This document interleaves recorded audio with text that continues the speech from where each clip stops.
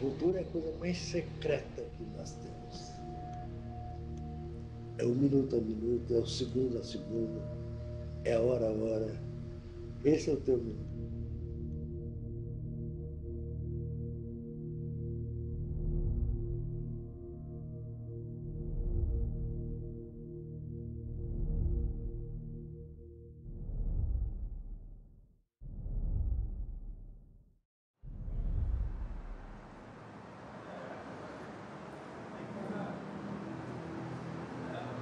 Opa, tudo bem? Já tem um aí que me botaram. Aquele peludão é só pra vento, né? Fala seu nome. Fala um pouquinho só pra calibrar o áudio aqui. Thiago Bernardes.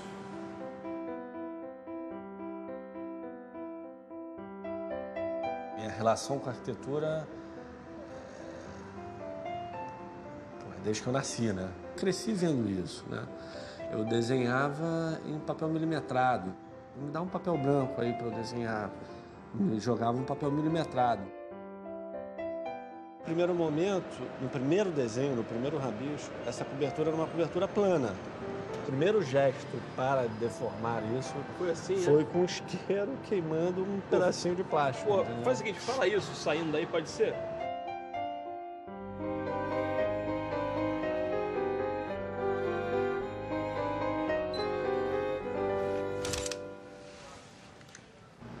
Hoje em dia, com essa tecnologia toda de Instagram, quantidade de imagens que eu vejo disso que a gente criou, né? Quando eu comecei a estudar, eu tentava esconder meu sobrenome para eu conseguir fazer alguma coisa, né? Nossa, você é neto do Sérgio. Eu sempre fui fascinado por ele, muito além da arquitetura, né? Da cobertura, que foi o diferencial do projeto. Todo mundo tem um avô, todo mundo tem um passado, tem uma história. Por que a gente está fazendo esse filme, né? Por que pararam de falar dele?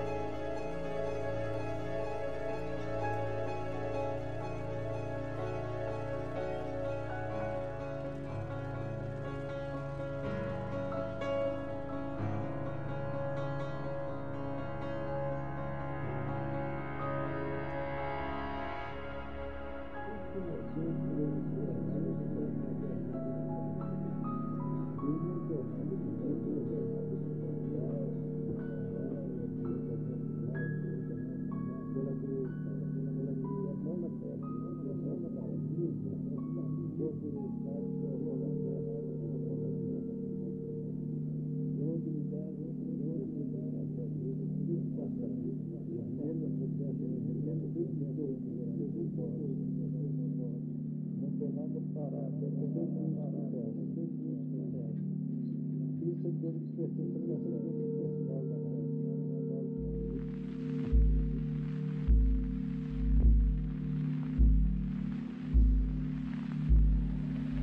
começou por eu internar de família.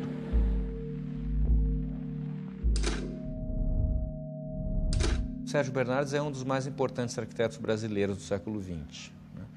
Então, de cara, isso quer dizer que a obra dele é fundamental para qualquer estudo sobre o que se fez de importante na área da cultura no Brasil.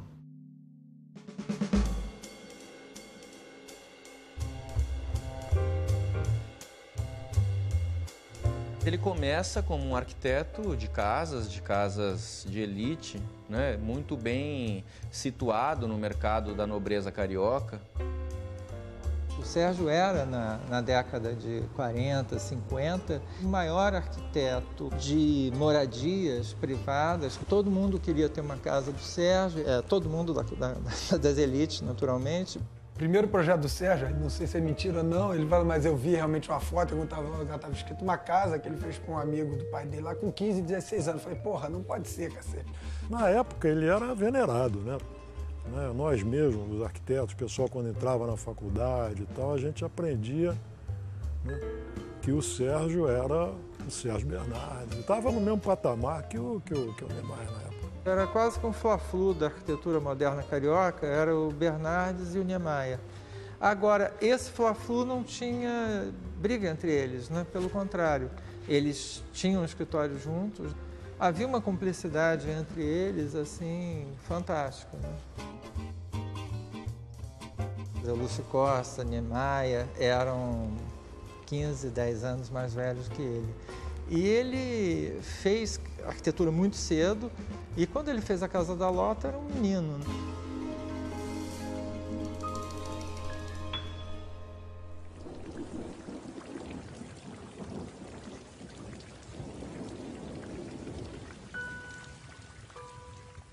Olha, a Casa da Lota é de um radicalismo, né? É um momento muito dogmático, né? A arquitetura brasileira estava muito regrada, né? É Corbusier, é planta livre, é forma, é pilotis, é não sei o quê, né? E de repente ele vem com aquela coisa que é a integração total com a natureza, né? O projeto que vai se molda, que se encaixa, que busca o espaço totalmente aberto. Na verdade não é uma casa, é uma varanda.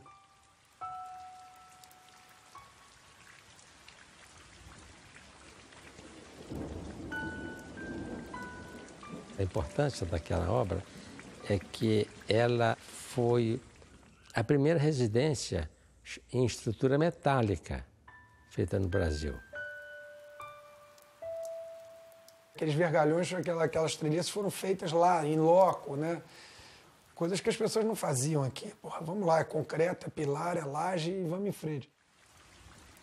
O cara que dobrava ferro de concreto foi que dobrou as treliças, as vigas, para formar a estrutura da casa. Eu fiz aquela da Lota Nascente Soares, que ganhou vários prêmios, com um operário, o Antônio. Todas as minhas casas têm a ver com os operários e o meu diálogo com eles. Foi uma casa construída com uma simplicidade enorme.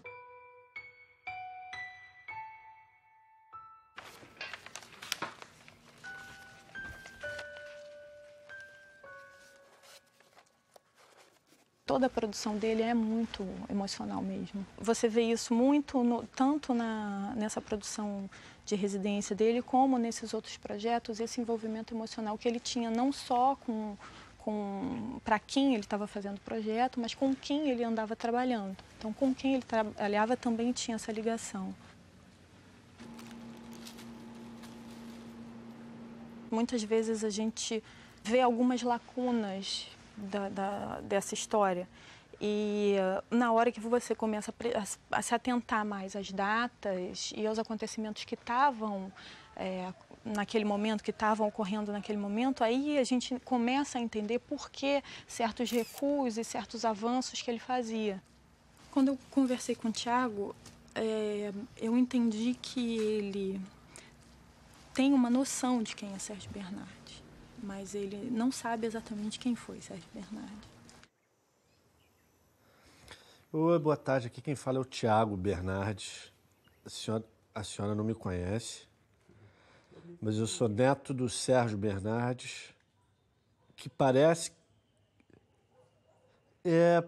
que fez a casa da senhora da Serra, né? E eu realmente não conheço. Eu conheço muitos projetos, assim, de passar, de olhar, de ouvir, de tudo, mas eu não conheço a fundo os projetos. Eu sempre tive uma relação com meu avô, desde pequenininho, claro, mas eu resgatei muito isso mais velho, né? Você sabe de que ano é essa casa? Durante uma época da minha vida, ele se afastou completamente da família, né? Não convivi o dia a dia do trabalho mesmo, assim, não convivia muito. Eu ouvi falar quando você veio pra cá. Falei, doutor Ricardo, essa obra é do Niemeyer? Aí ele falou, não, Juliano, essa obra é do doutor Sérgio Bernardes.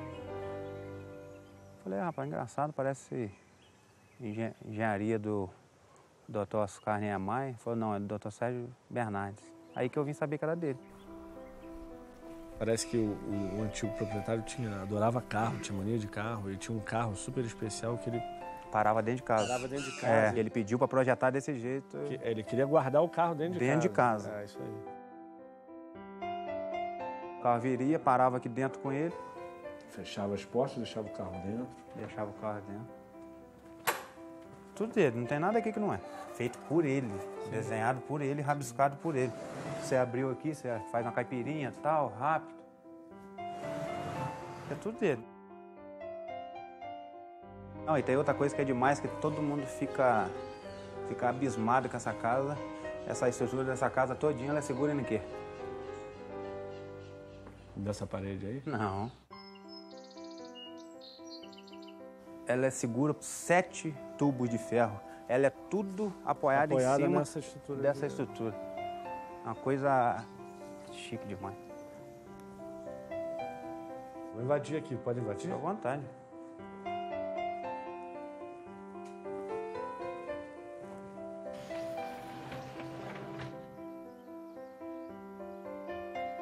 Essa imagem é linda, bem levinha, assim. Eu faço arquitetura também, né? E a maioria dessas obras do meu avô eu não conhecia. Não conhecia? Não conhecia. Então eu começo a ver um monte de coisas semelhantes com o que eu faço hoje, mas eu não tive uma ligação visual, nem olhei. Deve ter uma viga aqui, ó, né? Bem alinhada com essa parede. Parece que tudo que eu tentei me livrar tá agarrado em mim que não sai.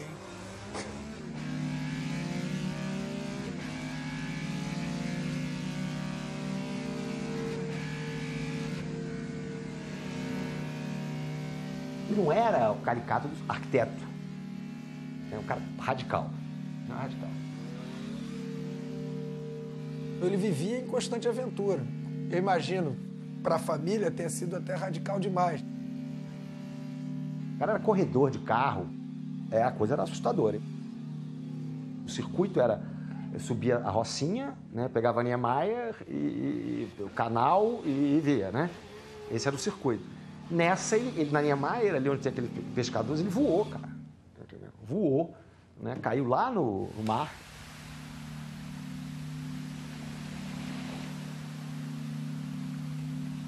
Mas o cara era remador do Botafogo, homem de uma média altura, né? Caiu nadando.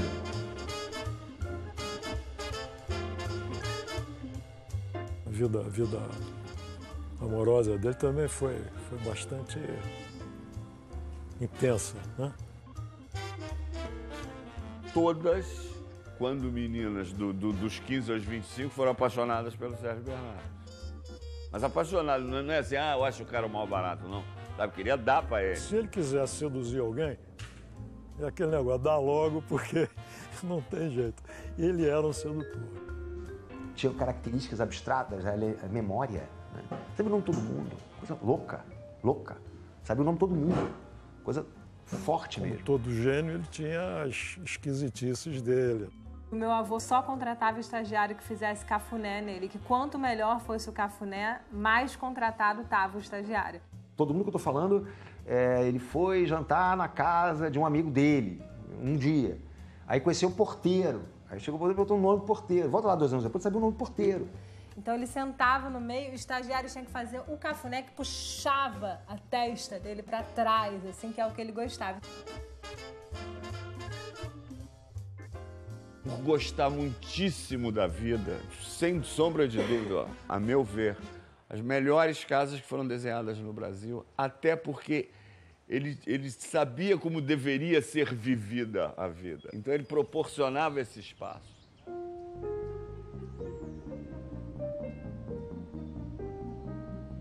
Mas não é uma coisa estética, uma bobagem, é um espaço vivencial sensacional. A estrutura do Niemeyer é linda, mas o conforto, viver, era mais com o Sérgio Bernardes. É uma casa que tem 50 anos que eu moro aqui e meus filhos nasceram já aqui, de modo que eu tenho por ela mais do que um carinho, um pedaço da minha vida. Né? Mas eu ia fazendo casa à medida que me pedia. Né? Uma vez eu fiz 25 casas. Isso em um mês de trabalho, era quase que uma casa por dia. Eu tenho uma casa igual a outra. Era uma dinâmica de pensamento impressionante.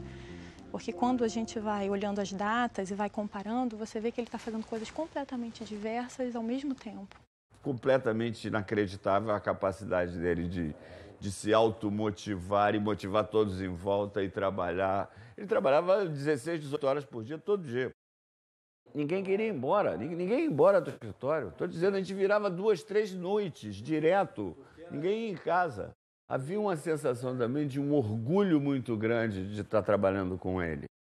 E ele era muito impressionante, porque ele parecia um imperador romano. Assim, a ideia que a gente tem, né, quer dizer, de imponência, magnetismo. Imagina uma mesa, o dobro dessa, o cara sentado aqui, conversando com os 10 ao mesmo tempo. Então ele dizia antes, não, isso vai cair. Então ele sabia, isso vai esquentar. E ó, você vai diminuir 5 graus com isso. Isso era um show, entende? Um show mesmo. Enquanto homem criativo, era choque, entende? Um choque.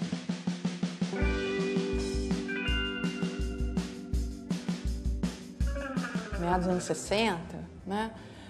Ele já é um arquiteto bastante conhecido, né? Já foi bastante premiado. Ele já tem um círculo muito grande de clientes, né? De amigos, né? Ele circula com muita desenvoltura. A escala vai crescendo, né? A escala vai aumentando. Começa tateando, né? Com o pavilhão da Companhia Siderúrgica Nacional. Tem uma sequência de projetos em que ele vai experimentando, né, todos esses materiais novos, técnicas novas, que vão culminar, do meu ponto de vista, no pavilhão de São Cristóvão. Prosseguem ativamente as obras de construção e montagem no campo de São Cristóvão, no Rio de Janeiro. O governador do estado da Guanabara, embaixador Sete Câmara, visita as obras e colhe excelente impressão com os responsáveis pelo empreendimento que resultará em brilhante promoção turística para o estado e em notável demonstração de pujança da economia brasileira. O pavilhão de São Cristóvão tem todo um estudo do ponto de vista da engenharia daquilo. É uma coisa muito inovadora na época.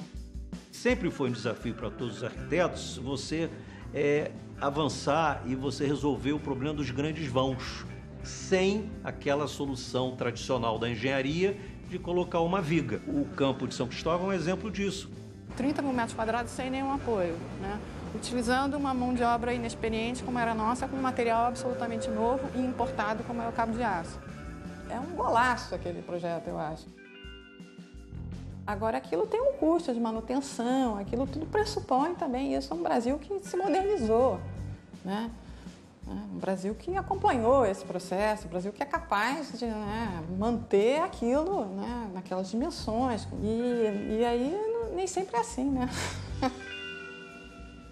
Depois de ter sofrido sofreu um incêndio, teve vendaval, o pavilhão permanece descoberto até hoje. Depois de Brasília, ao longo dos anos 60, a arquitetura brasileira perde o contato com a arquitetura internacional.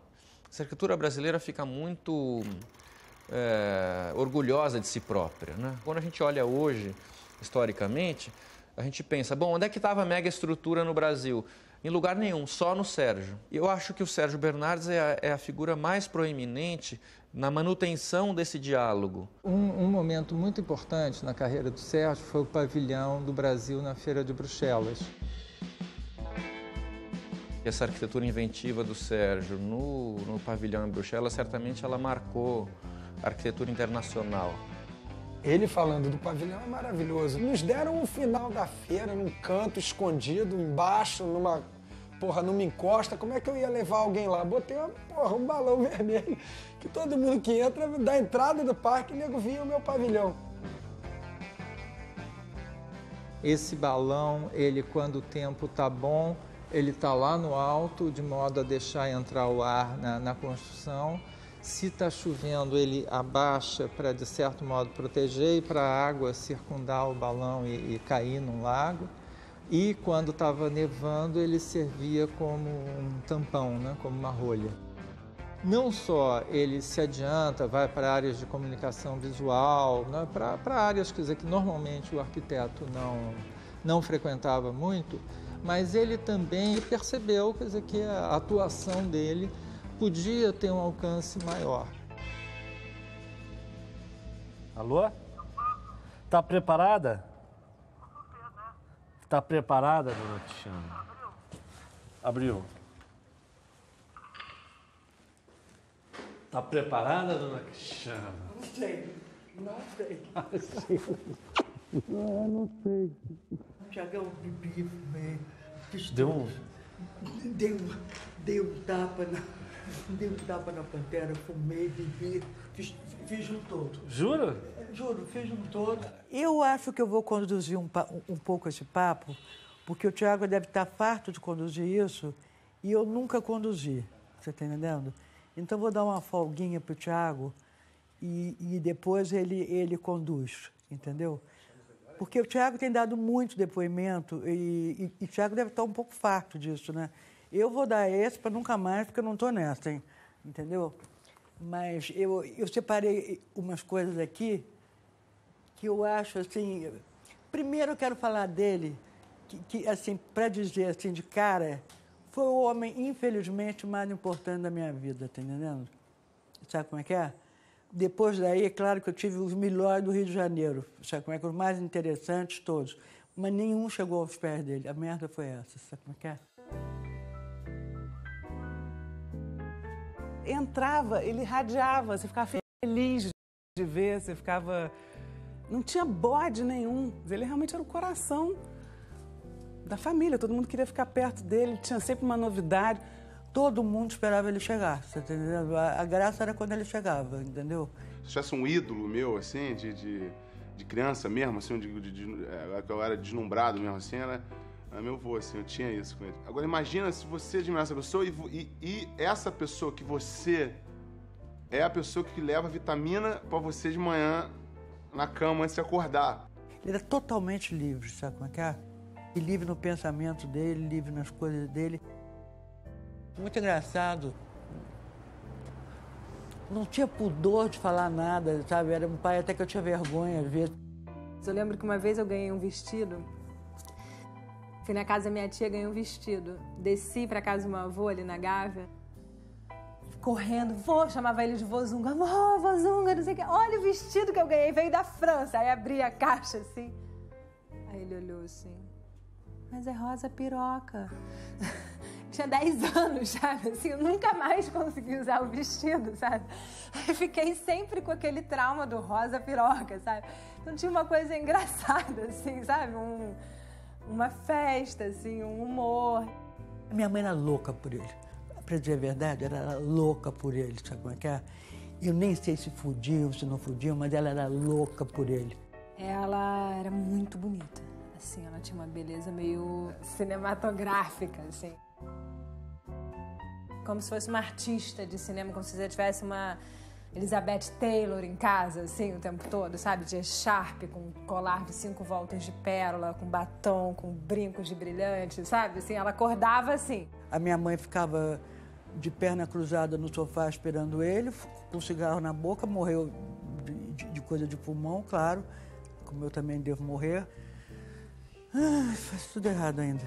Clarice estava sempre preparando um vestido para alguma ocasião. E ela passou a vida costurando, conversando e se preparando para quando ele chegasse. Então ela se arrumava para o momento que ele fosse chegar. Clarice foi uma grande namorada que eu tive, desde 13 anos. Eu vivia de uma maneira muito amorosa com a minha família. E eu poder fazer essa casa para ela, para mim, foi uma experiência notável. Eu pude dar a Clarice o que ela merecia.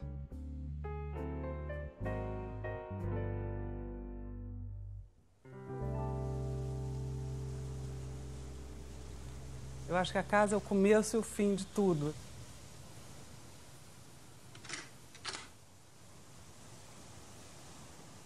Tudo tem que ser poesia. Eram 4 janelas. Essas 4 janelas davam para posições focais que eu queria que os meninos vissem.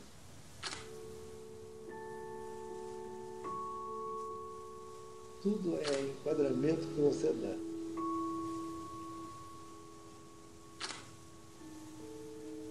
Ele deu uma coisa chamada horizonte. Ele deu para a gente todo aquele horizonte de Ipanema, Leblon, todo aquele horizonte a gente tinha. Sempre pergunta quando se entra, o que é este, Sérgio? Por que esta janela tão pequena? Olha, se eu ponho uma grande janela, não, depois de 15 dias, eu não vejo mais a vista. Pequena, mais dinâmico. Porque desta ponta do quarto tem uma vista, tem outra vista. Quando está aproximando, não abre a vista. A casa tinha várias coisas que você ia descobrindo e que para mim era a minha infância. Eu nem me dava conta que eu estava numa casa tão especial, mas quando eu fazia um aniversário, todo mundo queria visitar a casa. Quer dizer, uma casa assim que era um ícone, né? Essa casa na Niemeyer foi uma espécie de embaixada cultural da cidade. Então, assim, você tem, né, os Kennedys foram lá, os Mutantes ensaiavam lá com meu pai, a Brigitte Bardot, minha avó achou a Brigitte transando com meu pai no fundo do quarto, botou ela pra fora aos berros, sabe? Assim, é uma casa que foi uma embaixada cultural mesmo da cidade, que recebia as pessoas, tinha um jantar numa época áurea, né, assim, de glamour. Toda a estrutura dele, todo o poder, toda a amplitude se formou. O momento que teve essa abertura foi na Niemeyer. Ele foi por um caminho totalmente diferente dos outros arquitetos todos, porque era uma estética não fácil de ser absorvida, estou dizendo, porque era uma estética muito esqueleto, né? Era o que era. Então, até chegar a não arquitetura, né? Não sei se você lembra disso. Que era uma arquitetura sem presença, que era a obsessão dele. Então ele fazia tudo, mas aí de repente tudo cobria de vegetação, não sei o quê, e você não enxergava mais a arquitetura. A primeira função da arquitetura é a não presença, sem pretensão, que ela assimile o lugar e se junte a ele mimeticamente. Assim eu fiz o Hotel Tambaú.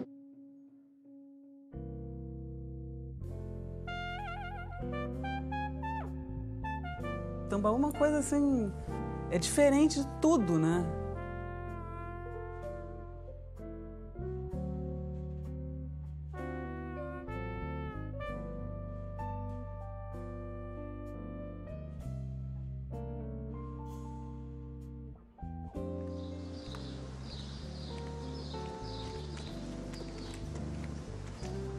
Você tá filmando já?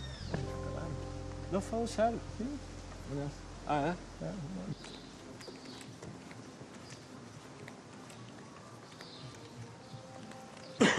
Eu achei que você ia pegar lá só, cara.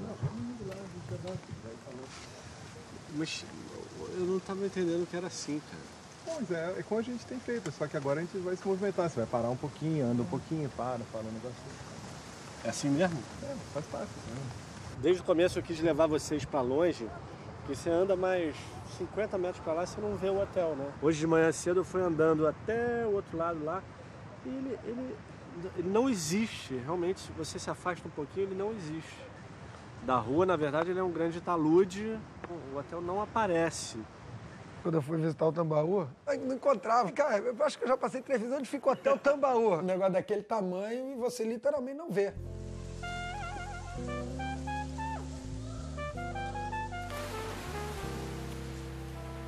É uma obra, como ele sempre disse, a arquitetura não é para ser contemplada, a arquitetura é para ser vivida. Quase que você deixar o teu ego de lado, que arquiteto é aquele que tem um ego lá em cima, o meu tem que aparecer mais que o dos outros. Deixar aquele ego, não, quem predomina aqui não sou eu, quem predomina aqui é essa praia maravilhosa, essa areia maravilhosa, esse jardim, essa paisagem, essa temperatura.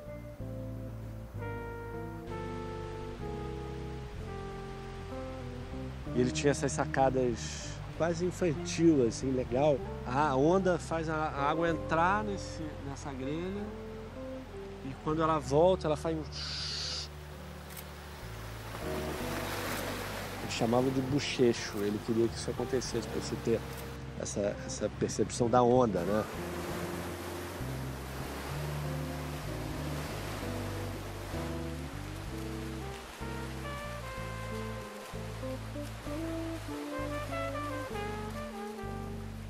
Isso é original desde quando ficou pronto o hotel. É uma rede poltrona e é meio uma tribo, né? Se sente... É bom para bater papo. O Sérgio, ele não apenas concebia casas, prédios, como ele ia aos menores detalhes do parafuso, da emenda, do mobiliário. Vou ligar o ar-condicionado. Na verdade, acho que a intenção dele foi essa. Você tem um vidro te protegendo desse ventão. Se você quiser mais ventilação, você abre assim, parece que você ligou um ar-condicionado.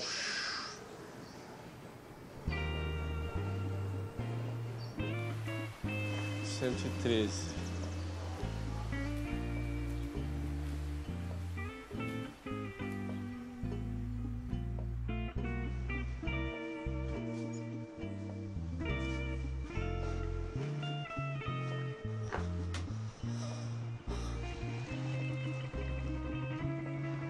A gente vê pelo mapa do Brasil, assim, essa região aqui é a região mais oriental que o Brasil tem, né? E aqui a gente vê essa ligação dele com os mapas, né? Com os pontos geográficos, com os pontos estratégicos. Esses pontos geográficos notáveis, ele se sentia na obrigação de proteger. Esse foi um caso desses. E ele percebeu que o Cabo Branco ele seria, de alguma forma, destruído pela ação dos ventos. Ele não foi convidado para fazer o hotel, assim, foi uma proposta dele, porque ele gostava muito desse ponto.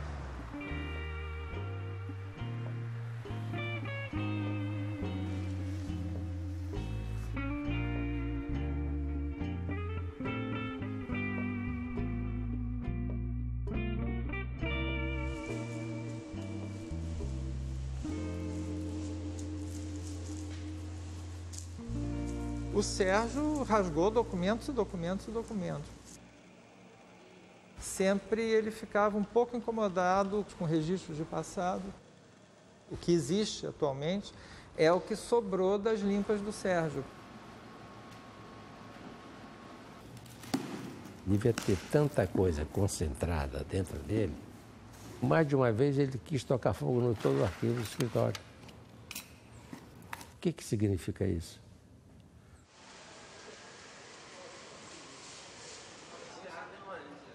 São Salvador? Onde é que é São Salvador é uma... Bom dia. Bom. Tudo bem? Tudo. E aí? Bom, muitas coisas. Então, Tiago, tudo do Sérgio está aqui. Estamos no meio do mundo, Sérgio. Hipódromo, casas populares, Clube Campestre Paradise. Você já tinha visto essa quantidade, assim? Não, o volume do Sérgio é uma coisa impressionante. Assim, pelo que eu vejo dos outros arquitetos e do Sérgio, o volume dele é maior. A quantidade de material é imensa. Vamos ver o que você abriu? Vamos, vou te mostrar. Vamos lá. Dá uma aflição. A tenda.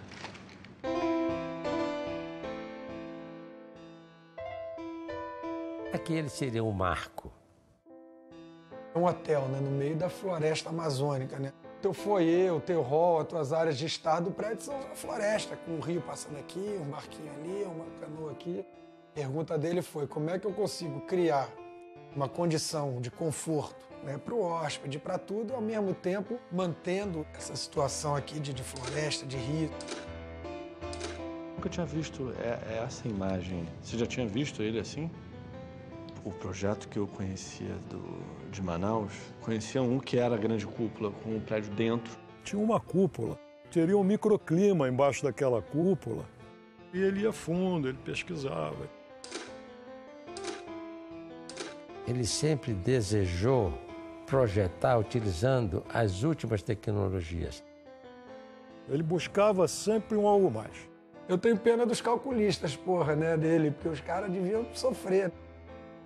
Meados dos anos 60, a gente vai encontrar o Sérgio muito atualizado e muito em dia e num intercâmbio muito grande com o grupo Artigram, por exemplo, da Inglaterra, com os metabolistas no Japão, com o Buckminster Fuller nos Estados Unidos, entendeu?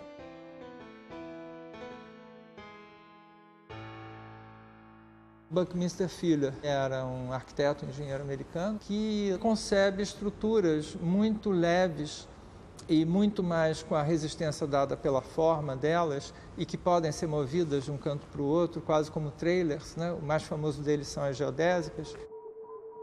Essa prática soou, eu acho, como música aos ouvidos dele. Assim como o Sérgio, o Buckminster Fuller também é uma mente criativa e ampla. Ele trabalha com matemática, ele trabalha com essas estruturas espaciais, ele trabalha com muitos mapas. Para estudar a cúpula, ele não foi visitar o Buckminster Fuller? Não foi para esse projeto? Foi. Eu sei que o Sérgio manda uma carta para o Buckminster Fuller responde ao Sérgio e aí ele vai para os Estados Unidos atrás do Buck. Eu acredito que esse encontro foi muito além do que os dois esperavam.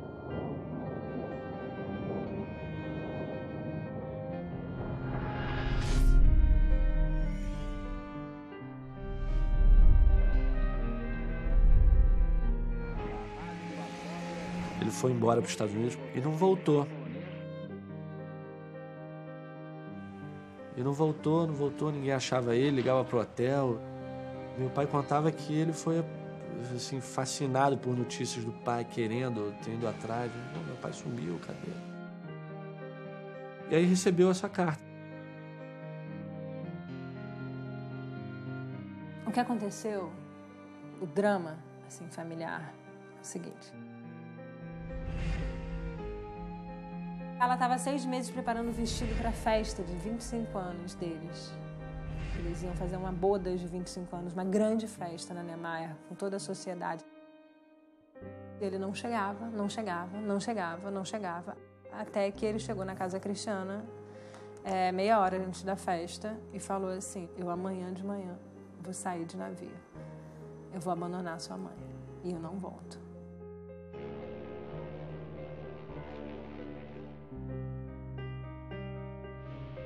A festa rolava, bombava na Niemeyer, bombava a festona do aniversário de 25 anos, boda de prata, né? Ele passou na minha casa e ele falou: eu não vou voltar, eu vou chartar fora, entendeu? E eu fiquei com aquele negócio engasgado, chartar fora. Eu tô fora dessa, eu não tenho coragem de falar pra minha mãe que meu pai vai chartar fora, entendeu? De jeito nenhum. E ele foi embora com uma amiga dela, que vestia os vestidos dela para seduzir ele. Ele foi embora, foi de navio para Nova York e não voltou, sumiu.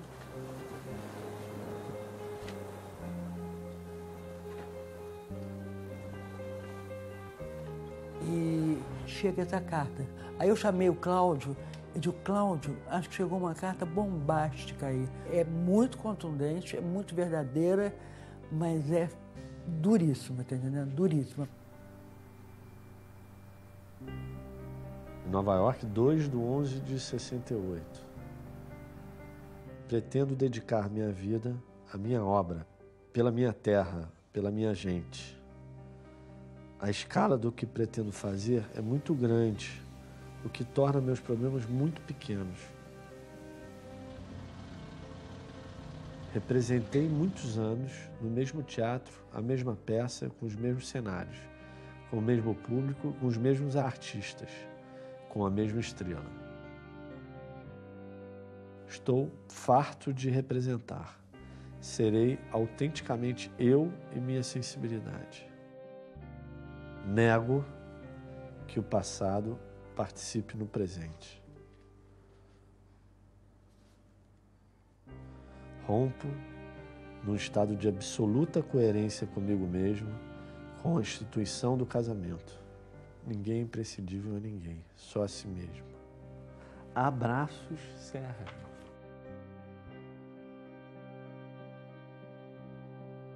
Eu acho que a cabeça dele estava num outro lugar. Não era com ela que ele estava rompendo. Era com toda a estrutura de poder que essa relação impunha a ele, né? As pessoas olhavam pelo esse lado, né, profissional dele, que era incrível mesmo, né? Quando você olha, mas o lado família, eu na verdade eu não conheço muito ele. Eu conheço o sofrimento da minha avó Clarice, né? Dela falar com muita dor de como foi, né? A sensação de abandono dela. Acho que todo mundo que é muito fantástico, muito inteligente, eu tenho essa sensação. São incríveis, mas vai ser filho dele, vai ser neto dele, vai ver como é que é, o quanto isso pode, né?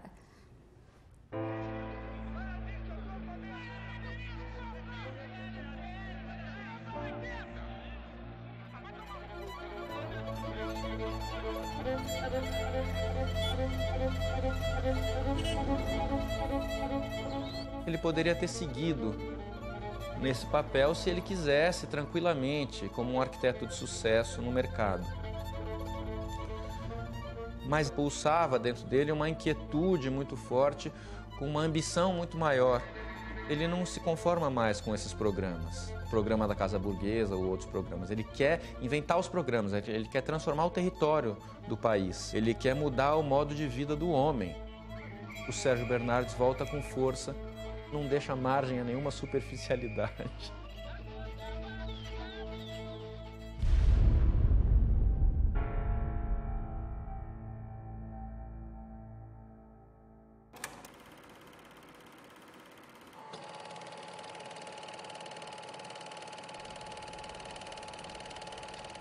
O conceito do nosso trabalho era diferente.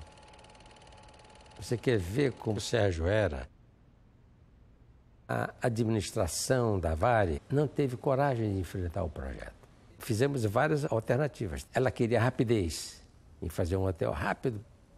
Então o Sérgio preferiu abandonar o contrato.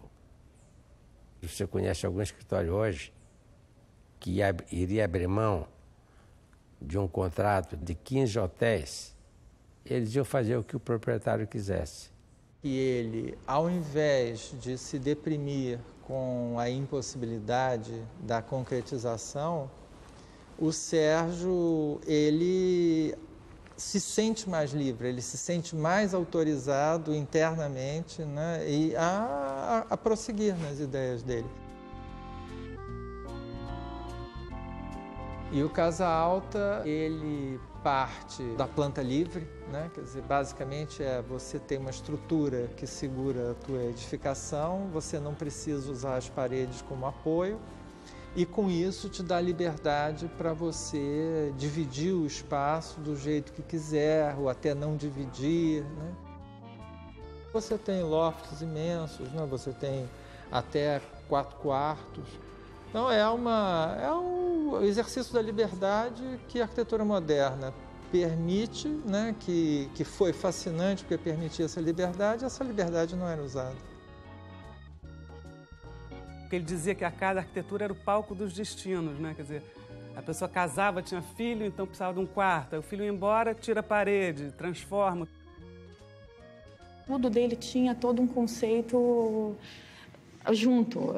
Você vai ver o Centro Cultural da Paraíba, na hora que ele faz o Centro Cultural, ele não faz só o espaço do Centro Cultural, ele faz toda uma dinâmica de educação, de inclusão, ele associa muitas outras coisas ao projeto.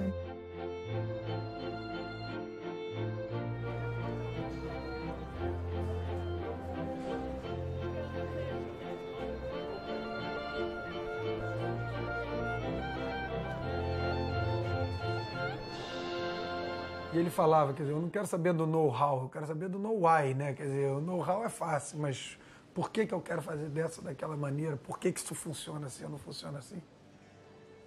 O arquiteto consegue ter essa visão espacial, política, espacial, que pode melhorar uma cidade, um país, né? Acho que meu avô, ele virou a chave. Porque tem um momento, acho que ele só trabalhava pensando nisso. Futuro, melhorar o futuro.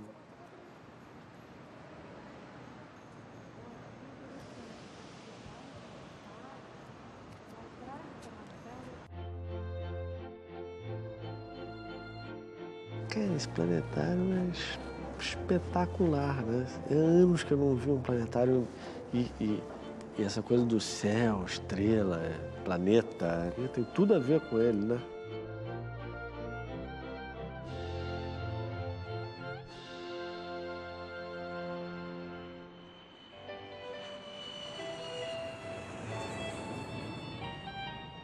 Rio de Janeiro, ano 2000.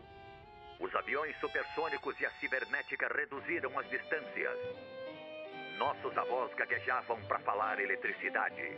Nossos filhos discutem sobre satélites e astronautas. Devido à sua posição focal, o Rio se tornou um eixo de livre comércio e de intercâmbio cultural universal. Para atender a essas condições, foi criado um aeroporto internacional compacto, baseado em porta-aviões, com suas funções aplicadas no subsolo, para rápido transbordo de passageiros de aviões subsônicos e supersônicos. Ao longo da cidade, foram implementados monotrilhos de alta velocidade e elevados. Primeiro ato de libertação do solo. A população cresceu. Nossos avós compravam alqueires, nossos pais hectares. Nós obtemos metros e nossos netos centímetros quadrados. A solução no passado foi buscar uma fuga vertical tímida com prédios de apartamentos. O primeiro devolveu ao homem a vista, o clima, a calma. O segundo roubou tudo isso do primeiro. Foi quando surgiram os bairros verticais, onde cada um tem o seu lote, seu jardim, sua individualidade. 156 bairros com 600 metros de altura, cada bairro com 20 mil lotes. Esse é o Rio na era da cibernética. A revista Manchete é um caso muito interessante. Não acreditava que pudesse ter acontecido, né? Em vários níveis. Primeiro, a revista Manchete tem encomendado a um arquiteto um número inteiro. A revista mais importante do Brasil nos anos 50 e 60. Né? Ele apresentava o projeto urbano, a modificação de toda a parte de mobilidade, toda a parte de administração, como aquilo economicamente se tornaria viável, como aquilo se sustentaria. E a gente vê ali projetos incríveis para a Ponte Rio-Niterói, por exemplo, antes da ponte. Colunas são estruturas burras, né? Uma estrutura enorme que só serve para segurar o cara passando ali em cima. Então, qual era a ideia? Que aquela estrutura viabilizasse um prédio ali, né? Esse prédio, em volta, você faria um porto. Cada coluna dessas seria uma estrutura e um porto específico, negociado com os países do mundo inteiro para cada país assumir a gestão daquele território no nosso Rio de Janeiro. Então, qual o potencial desse tipo de articulação? Muito maluco, né? Você propor, entende, que a internacionalização se faz aqui.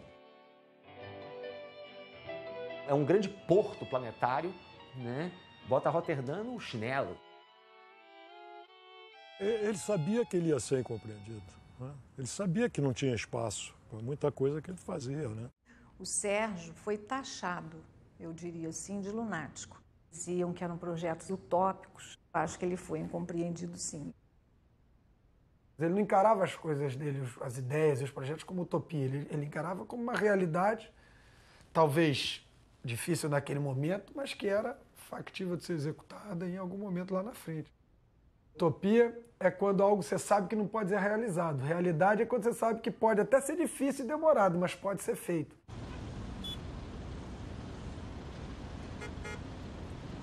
Hoje o Rio de Janeiro vive uma intensa transformação, em grande escala, né? Por conta dos Jogos Olímpicos e obras no Porto. Tem muita obra, né? Mas pouco projeto. E eles parecem muito desarticulados, né? Então tem uma coisa que começa e a gente não sabe como é que isso vai se ligar com o sistema de transporte, né? O aeroporto que não tem metrô, essas coisas todas que parecem pontuais na cidade e não se articulam como um projeto global para a cidade. Trazer à tona esse projeto do Sérgio me parece muito oportuno, porque são tantos interesses em jogo, né, que a gente vai perdendo um pouco também a capacidade que a gente tem de imaginar uma cidade outra.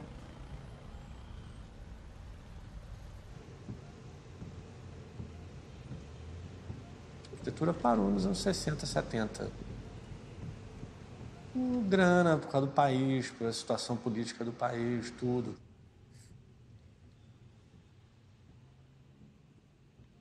A minha geração, tudo que a gente via era passado.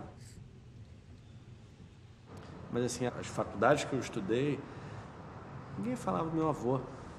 Eu achava estranho, porque eu sempre ouvi tanto e vi tanto, sabia da importância que ele tinha em relação...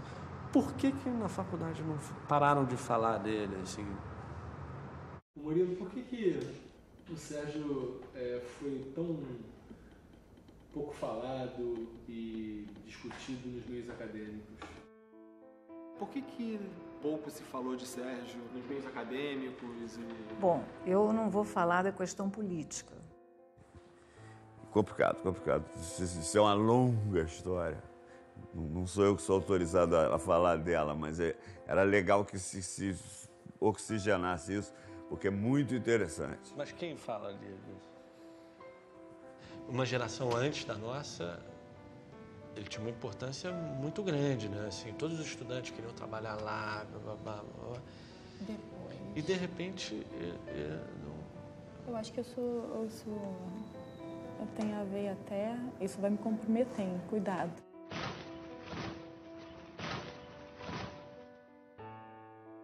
Esse período, assim, o período mais negro né, da história do Brasil, é um momento que é bastante complicado para vários arquitetos no Brasil, né, um momento político muito difícil. O Niemeyer sai do Brasil, né, o Paulo Mendes da Rocha sai da universidade, o Vila Nova Artigas também.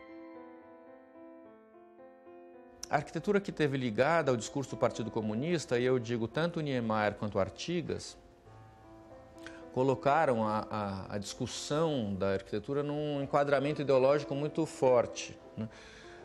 A arquitetura como resposta a problemas sociais, embora no caso do Niemeyer essa seja só um discurso. Mas alguém muito livre como o Sérgio Bernardes, acho que não tinha lugar um pouco nessa divisão. Onde é que estava o Sérgio nos anos de ditadura militar? Como é que estava a produção dele? Estava trabalhando muito, né? Estava trabalhando muito e isso com muita desenvoltura, entendeu? O Sérgio não tem amarras. Ele acabou sendo muito acusado por ter trabalhado para militares, né? O Mastro de Brasília, por exemplo, foi objeto de muita polêmica. Era dito que o Oscar não queria que nenhum outro arquiteto fizesse uma obra importante em Brasília. Andaram falando que o Sérgio não devia ter feito para os militares, não sei o quê. Não, é besteira. Fazer um marcho da bandeira do Brasil na Praça dos Três Poderes, né? Para os militares, né? Não é brincadeira, né?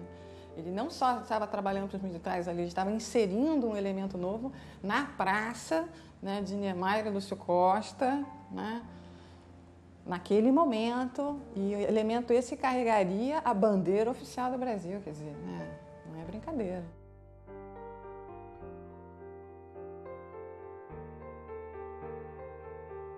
O Sérgio, contrariamente à maioria de pessoas da geração dele, nunca foi propriamente um homem de esquerda. O Sérgio era uma pessoa altamente politizada. Ele tinha uma visão política do mundo muito própria.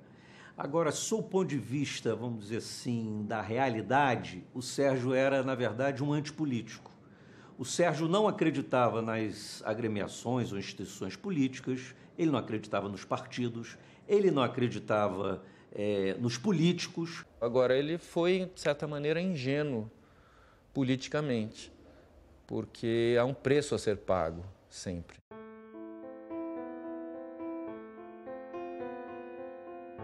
Ele acreditou, eu acho, que seria possível uma ação transgressiva e revolucionária dentro do sistema, né? Muita gente acreditou nisso, e afinal, também, se você não acreditasse, de certa maneira, era melhor sair do país e se exilar, como outros fizeram.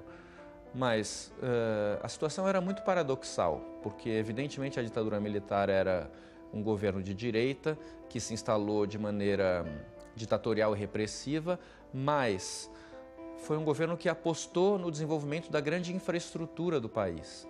Então a ditadura militar construiu hidrelétricas, construiu cidades novas, né, abriu estradas.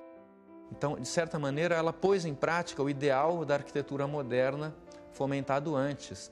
Então, dá para entender, né, que um arquiteto visionário como o Sérgio Bernardes achasse que dentro daquele contexto era possível colocar em prática altos ideais. De alguma maneira, acreditava que tinha havido uma exaustão de confronto, né, e que tinha-se que apostar numa abertura, né, e você também, e ocupando as frestas possíveis, né? E o Sérgio ocupa, assim, do modo bem Bernardes, né?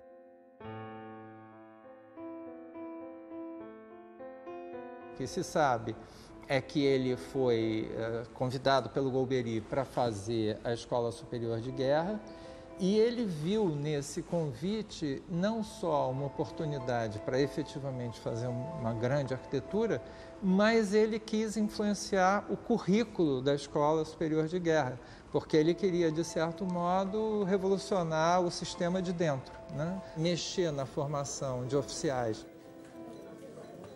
Claro que o Golbery também bobo não era, né? Não estava a fim de delegar, ele queria um arquiteto, não delegar uma ideologia, um ideólogo, né? E o Sérgio paga um preço alto por isso, né?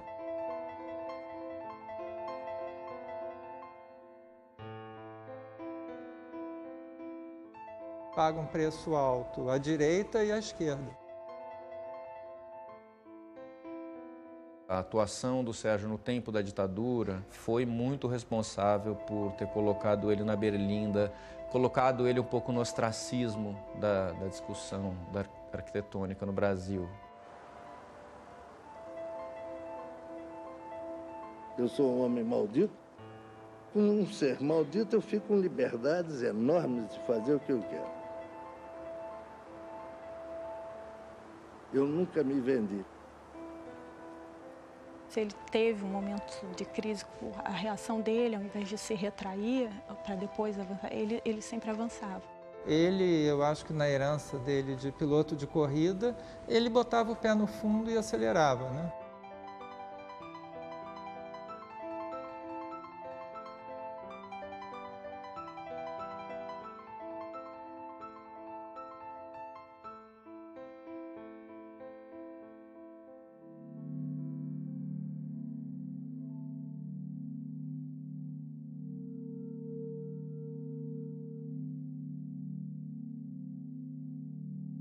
Houve uma época em que ele fez uma coisa que eu sempre condenei. foi quando ele criou o LIC, o Laboratório de Investigações Conceituais.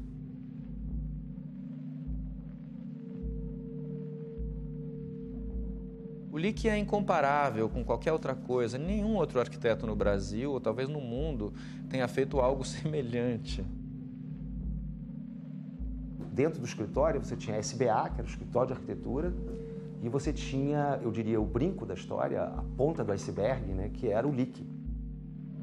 Onde ele reuniu geógrafos, biólogos, botânicos, outros arquitetos, engenheiros, inventores, para pensar soluções para o país.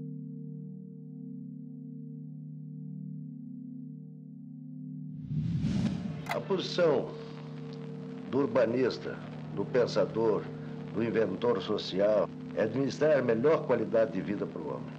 Essa é a verdadeira administração, esse deve ser o objetivo de administrar. Então ele vai deslocando a ênfase do escritório profissional dele para o LIC, onde ele desenvolve justamente os projetos que ele mesmo formula, né? São criações que ele se coloca.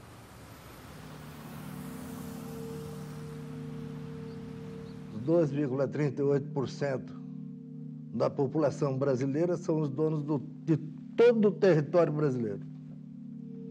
E o resto é mendigo.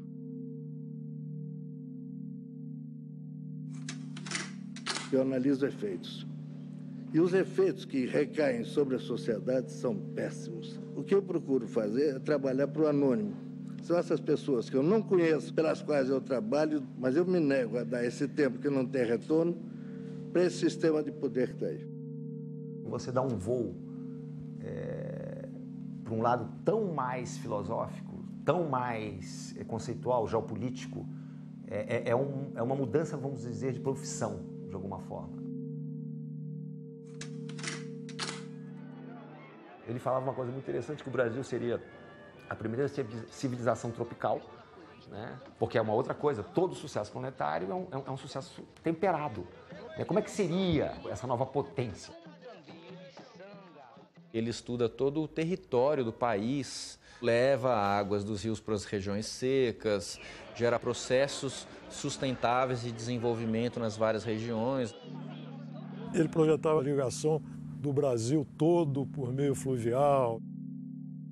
Essas coisas ele não tinha remuneração, né? Aquilo era para ele. Comprei um avião e voei todos os rios navegáveis, fiz todo o plano do Brasil reunido por rio. E eu vejo o seguinte, que eu só posso ter um horizonte para os meus anônimos se eu estudar profundamente quais são as soluções que partem da terra. A gente sempre fazia tudo com base na tecnologia. O escritório tinha maquetes do Rio de Janeiro inteiro, maquetes do Brasil. Era tudo diferente, era tudo... Nada era padrão. Quando eu era criança, eu via 100 pessoas almoçando, tinha auditório, tinha lanchonete, tinha pranchetas e mais pranchetas. Ele foi, inclusive, uma das primeiras pessoas a ter mapa da NASA, né? Quer dizer, aqui, analisar mapas de NASA, quer dizer, ter acesso, né?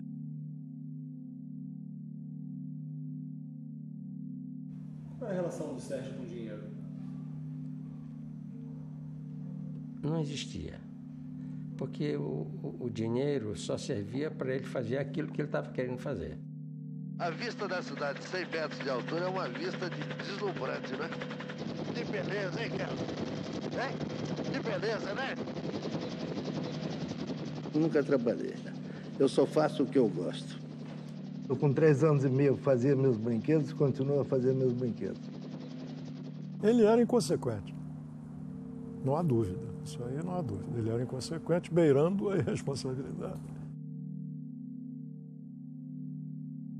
O Sérgio usava a grana do escritório para comprar os mapas. Ele confiando que ia entrar uma grana do projeto tal. Aí o projeto tal não entrava, eu não conseguia pagar. Era um elefante grande demais para ser financiado por um escritório de arquitetura.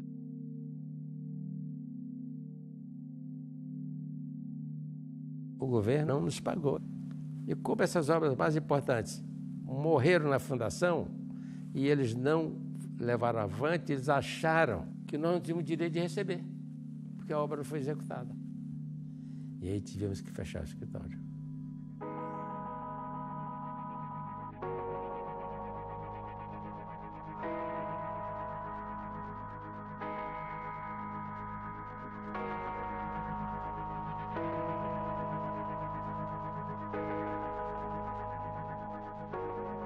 É sofrido, não é calmo. O que acontece na cabeça de uma pessoa assim, né? Ele saiu, fechou o escritório, assim, fechou a porta e largou ali todos os arquivos da vida dele, assim, de projetos, ali. Eu tenho a sensação que eu acho que foi muito difícil. Porque é muito duro você ver uma pessoa que construiu uma carreira tão bacana, que tantas pessoas admiram, né, sem ter nada. Mas meu avô tinha uma confiança.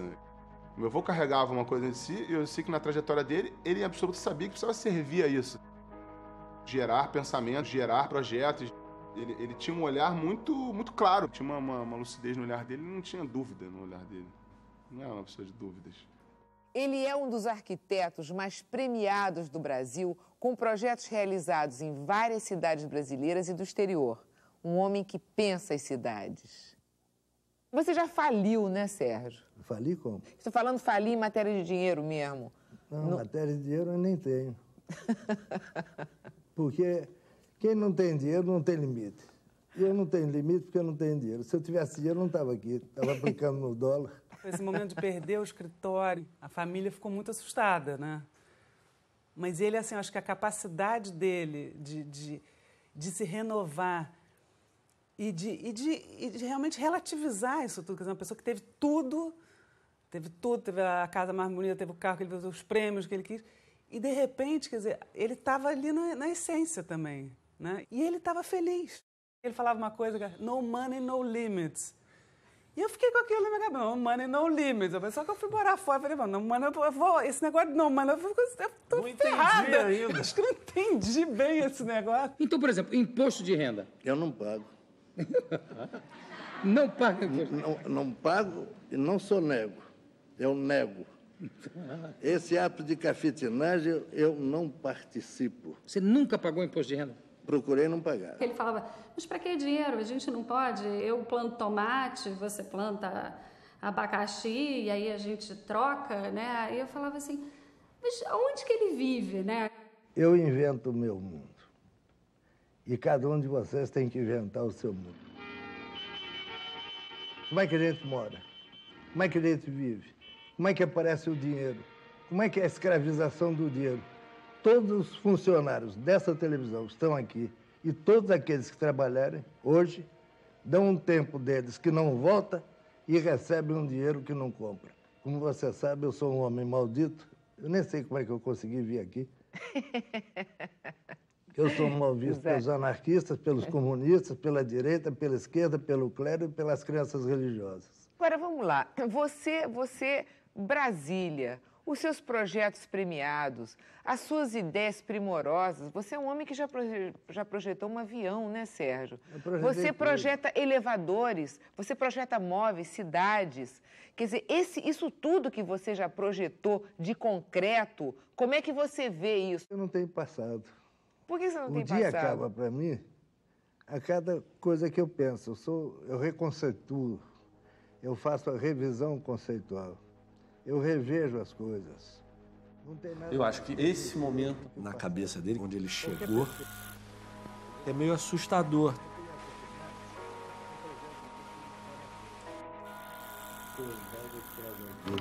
A curiosidade é que dá mobilidade.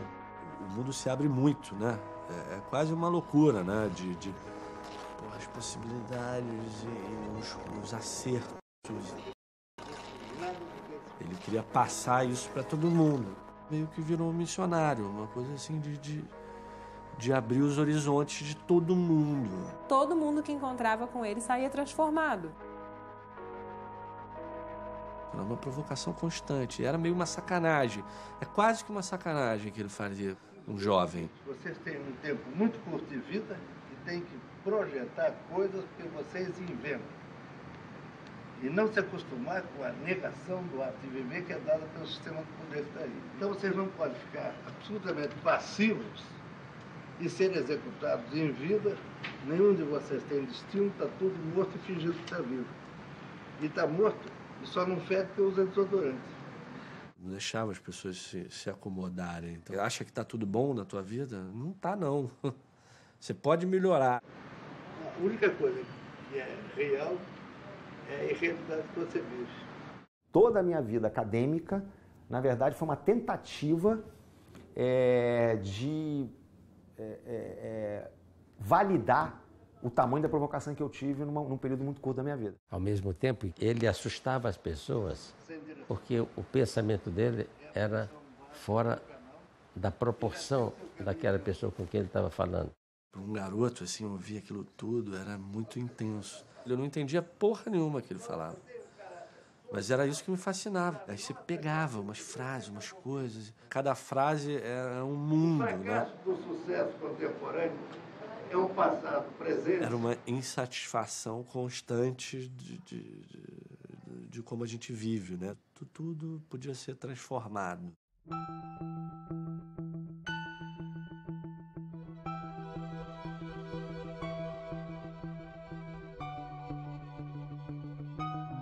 Depois que a gente chega a uma certa idade, sabe que resta pouco. O túnel Dois Irmãos é como se fosse uma agulha de injeção para pegar a barra e injetar na gávea. Vocês podem imaginar o que pode ser um homem com as possibilidades dele não conseguirem ver suas obras realizadas. E o bairro tem uma dimensão exagerada, tem que ser dividido em comunidades. As comunidades têm que receber as suas contas de serviço. As comunidades têm que ser donas das ruas. O Sérgio ficou um pouco angustiado e entrou numa de fazer. Deram esse conselho, não sei exatamente como foi, dele se eleger prefeito daqui. O Sérgio prefeito era a garantia da implantação desses projetos que há muito já eram desenvolvidos, pensados, planejados e projetados. A favela deve se transformar numa agência de mercado de mão de obra com ensino profissionalizante, de modo que as favelas fazem parte de se integrarem ao todo no desenvolvimento da cidade. E não se desintegrarem, como estão hoje. Não serem removidas e não serem favelizadas pelo governo. O principal ponto do programa do Sérgio, o revolucionário, ele chamou de Plano Político Administrativo Municipal. Então, espacialmente falando, o Sérgio organizava a cidade em 69 submunicípios. Essas células comunitárias teriam uma autogestão, inclusive sob o ponto de vista orçamentário e financeiro. E ele descentralizava, imagine você, descentralizava de fato o governo, o poder. Possível nós alterarmos essa cidade praticamente sem obras, apenas por inserir um sistema. Não é uma bica que vai salvar o Rio de Janeiro, não é um asfaltamento de rua que vai salvar o Rio de Janeiro, que vai salvar o Rio e qualquer cidade é a sua organicidade. A campanha do Sérgio é uma campanha com muita dificuldade, porque não se tinha dinheiro, não se tinha recursos, o Sérgio não era um nome conhecido, não é? A nível popular, não é? Organizaram uma reunião para obter fundos para a campanha do Sérgio. E na cabeça lá das pessoas do partido, a coisa mais lógica eram os construtores, né? Bom, para você ter uma ideia, depois de 15 minutos do encontro, o Sérgio botou todos os donos de construtora para correr, porque ele percebeu que o apoio que eles dariam à campanha dele estava condicionado a favores posteriores, né? E coisa que ele não transigia. O arquiteto Sérgio Bernardes, ele nunca teve militância político-partidária, é a primeira vez que ele se envolve em política. Esse seu partido, o Partido de Mobilização Nacional, está lhe dando satisfações ou desgosto?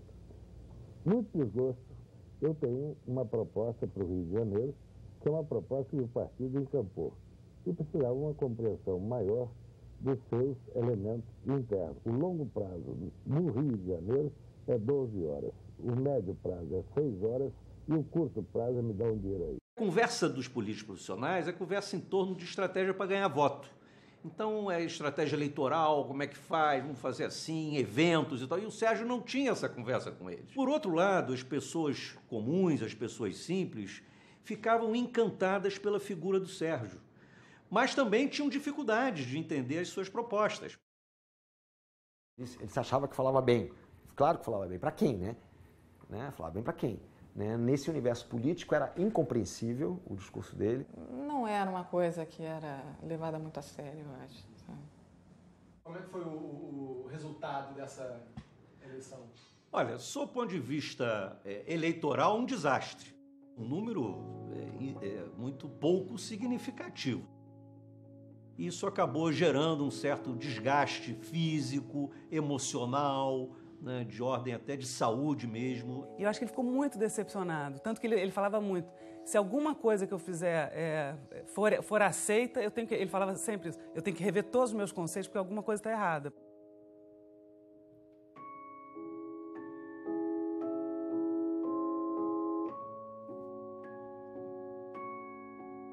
E eu acho que os amigos, o grupo como um todo, não entendeu o processo, entende? De alguma forma largou um pouco. Eu acho que esse homem foi abandonado completamente, entendeu? Completamente abandonado. Ele não era homem para não fazer mais nada, entendeu? Nos anos 90, eu lembro que ainda tinha um pouco esse clima, assim, de que talvez não pegasse muito bem você gostar do Sérgio Bernardes. O botavam no saco de um modernista radical, de uma espécie de Dr. Strangelove, Doutor Fantástico, né? E é tudo que ele não era. Eu acho que o Sérgio não era um homem feliz sob esse aspecto profissional. Ele devia achar que a vida deve ter machucado muito ele.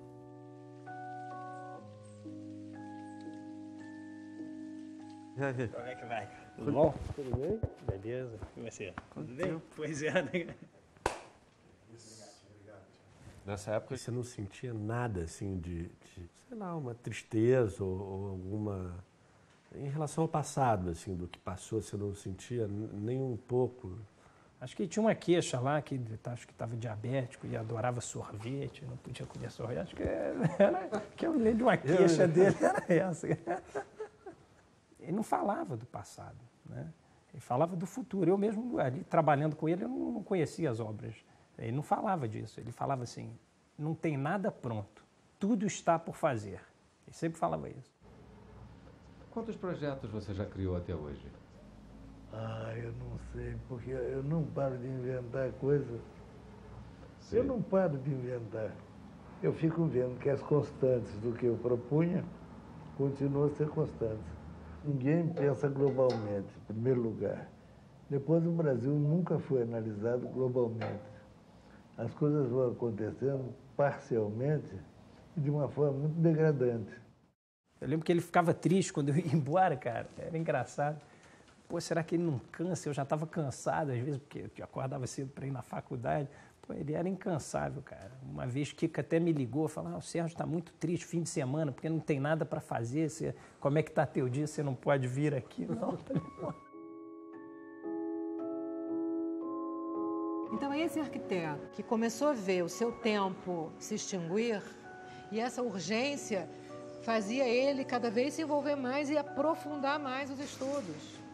Sempre na esperança que alguém tivesse essa mesma leitura e que fosse compreender e que isso pudesse ser usado e não subutilizado. Dia e noite, ele estava desenhando e redesenhando. Dormia 3 horas por dia. E era radical. O que guiava ele parece uma busca assim, incessante. Ele dizia sempre uma frase que sempre me marcou lá. Ele falava assim, a curiosidade é a mola mestra da humanidade. E ele se sentia realizado de fazer aquilo. Né? Não sei como, assim, porque não sei se você se sentiria, se eu me sentiria. Né? Porque é difícil, né? Você está projetando para si mesmo, na verdade. Está construindo ali uma visão dele. Né? Qual é o seu grande sonho hoje? Meu grande sonho é acordar. Já basta? Já basta.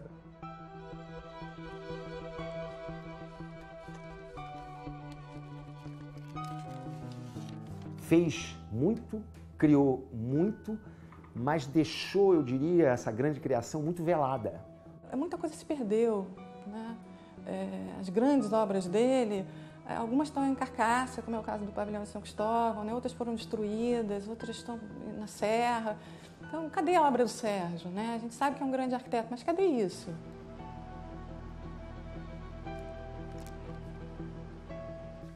Eu acho que depois dessa pesquisa a gente vai conseguir mostrar muito mais do Sérgio do que hoje a gente consegue ver. É uma reconstrução que a gente está fazendo dele e do processo de projetar.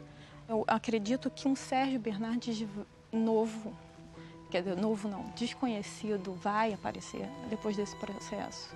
Muito mais denso, muito mais complexo do que ele é visto hoje. A vida se retoma, de alguma maneira. Os conceitos não são perdidos, eles estão aí, né? E em algum momento qualquer, nos resgates, né, isso vai ser pego de novo. Hoje ele é um vanguardista razoável para o tempo atual. Na época, delírio.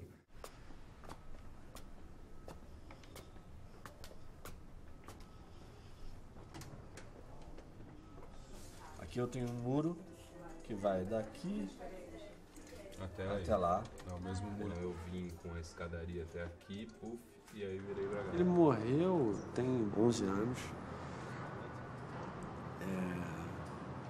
Ele ficou mais ou menos um ano e meio bem ruim, já de cama, já não falava.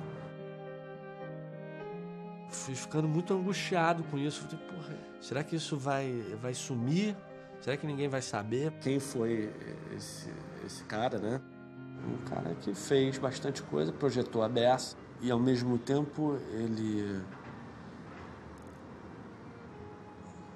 morreu tão sozinho também, ao mesmo tempo, né? Eu acho que ele viveu super bem, ele viveu no auge o tempo todo, no auge dele, né? Seja na questão do edifício, na questão até na questão familiar, você vê que ele foi radical na liberdade. Alguns podem dizer que é egoísmo, né? Outros vão dizer que é liberdade, outros, eu sei que foi assim que ele fez a vida. Ele morreu com coragem de ser quem ele era, entendeu? Assumindo todos os riscos que esse caminho próprio tem, né? Eu, como neto, é difícil de falar. Eu vivi o drama familiar. Eu me afastando em relação à família, em relação ao que eu vivi, né? Ali, porra, é lindo você ver que uma pessoa dedicou a vida dele inteira para a sociedade, para o mundo, para o bem viver. Você vê em todos os momentos a necessidade dele de que aquilo vire realidade, aqueles pensamentos dele. O cara lutou muito, porra, muito. Muito. Ele se embrenhou em todas as coisas que ele podia. Ele tentou ali, tentou aqui, tentou acolá. Era um desespero para mostrar que aquilo podia ser mudado, né? Ele tinha aquilo muito claro na cabeça dele.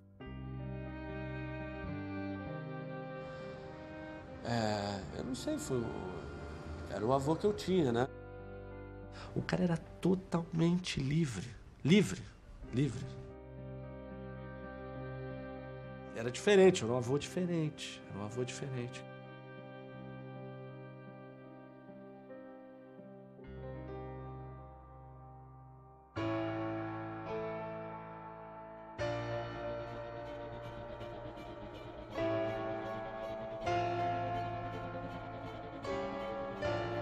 Como inventor que sou, eu uso esse direito de inventar, que é um direito que nasceu comigo e nasceu com qualquer um de vocês que esteja me assistindo ou que esteja participando desse mesmo mundo que eu. O homem é o único ser que inventa. Inventa até que está vivo.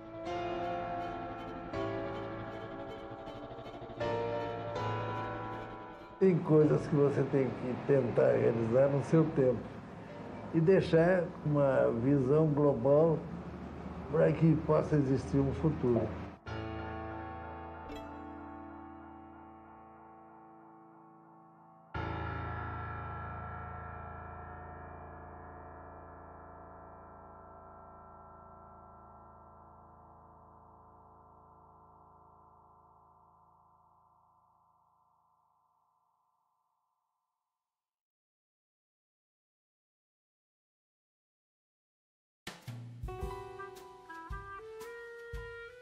O Sérgio estava em casa uma noite ainda com a primeira esposa. Ele estava sozinho. De noite, na casa da Niemeyer. No Alto da Boa Vista. Ali no Jardim Botânico. Minha avó falou, Sérgio, eu escutei um barulho. Sérgio, tem ladrão. Aí ele, mas você me acordar pra isso? Você não me ama. Aí ele saiu, né? Muita vontade. E tinha um sujeito dentro da casa. 2. Aí primeiro ele começa a fazer umas assombrações pro ladrão. O ladrão começa a ficar morrendo de medo. Aí ele chega já na maior gaiatice, assim. E começa a conversar com o ladrão. Por que você rouba? O ladrão conta todas que estava desempregado, que tinha filho para criar. Era um ladrão também dos anos 70. Aí resolve fazer um ovo frito pro ladrão, com farofa. Aí os dois conversam a noite inteira. E viu naquela oportunidade, naquele momento, uma oportunidade maravilhosa para se livrar de todas aquelas coisas que ele não gostava na casa. Pudesse ser de prataria, tudo que ele achava horroroso da Presente casa. de casamento. Presente de casamento, isso aqui, ele vai botando no saco do ladrão. Eu falei assim, leva que eu realmente não quero mais nada disso. E foi, e aí, como e agora? Como se faz para levar? Pô, doutor, não tem como levar. Mas espera aí, você veio aqui para roubar, não veio? Então você não vai sair de mãos abanando. Eu vou lhe deixar no ponto de táxi. Pegou, botou o ladrão dentro do carro, você sabe dessa? Sim. Pois é, pegou, botou o ladrão do carro, aí no caminho foi fazendo conversa com ele. Aí o meu avô falou, bom, então vem aqui no dia seguinte que eu vou arranjar um trabalho para você. Mas ligou para um amigo dele que era dono de um material de construção e que precisava de um vigia. E ele empregou o ladrão como vigia. E o ladrão se corrigiu e era pai de Manezinho. O Manezinho era... não se lembra Manelzinho? Lógico. Pois mas é. Era pai. Era, esse vigia, ele era compadre de Sérgio e deu filho para batizar. Mas era o pai do Manelzinho? Era? Bom, até onde eu sei, ele está em Los Angeles. Mora em Nova York hoje em dia. Mas assim, o final disso foi o seguinte. E falou pra minha avó, né? Porra, o cara, o ladrão, levou todas as pratas aí da casa. Calma, tá tudo resolvido. Tá tudo, graças a Deus, tá tudo direito. O que importa é que ele está vivo. Né? Tá aqui a casa, cadê minha casa? Tá limpa, né? Não tinha mais.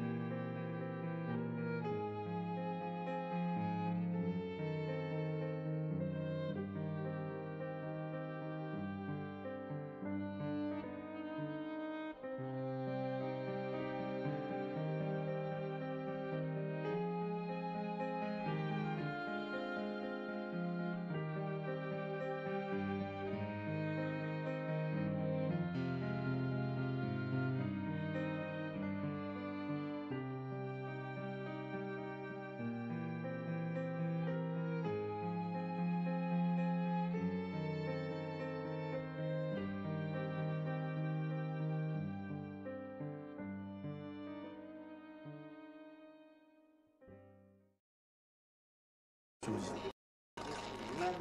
Ele queria passar isso para todo mundo. Meio que virou um missionário, uma coisa assim de abrir os horizontes de todo mundo.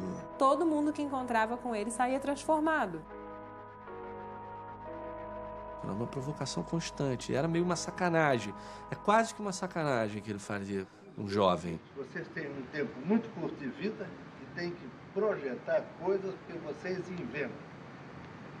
E não se acostumar com a negação do ato de viver que é dada pelo sistema do poder que está aí. Então vocês não podem ficar absolutamente passivos e serem executados em vida. Nenhum de vocês tem destino, está tudo morto e fingindo que está vivo. E está morto e só não fede porque usa desodorante. Não deixava as pessoas se acomodarem. Então, acha que está tudo bom na tua vida? Não está, não. Você pode melhorar. A única coisa que é real é a realidade que você vive. Toda a minha vida acadêmica, na verdade, foi uma tentativa de validar o tamanho da provocação que eu tive num período muito curto da minha vida. Ao mesmo tempo, ele assustava as pessoas porque o pensamento dele era fora da proporção daquela pessoa com quem ele estava falando. Para um garoto, assim, ouvir aquilo tudo era muito intenso. Eu não entendia porra nenhuma que ele falava. Mas era isso que me fascinava. Aí você pegava umas frases, umas coisas. Cada frase era um mundo, né? O fracasso do sucesso contemporâneo é um passado presente. Era uma insatisfação constante de como a gente vive, né? Tudo podia ser transformado.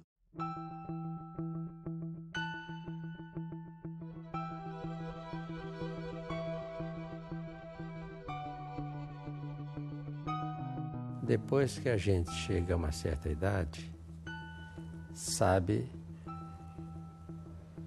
que resta pouco. O túnel Dois Irmãos é como se fosse uma agulha de injeção para pegar a barra e injetar na gávea. Vocês podem imaginar o que pode ser um homem com as possibilidades dele não conseguirem ver suas obras realizadas. E o bairro tem uma dimensão exagerada, tem que ser dividido em comunidades. As comunidades têm que receber as suas contas de serviço.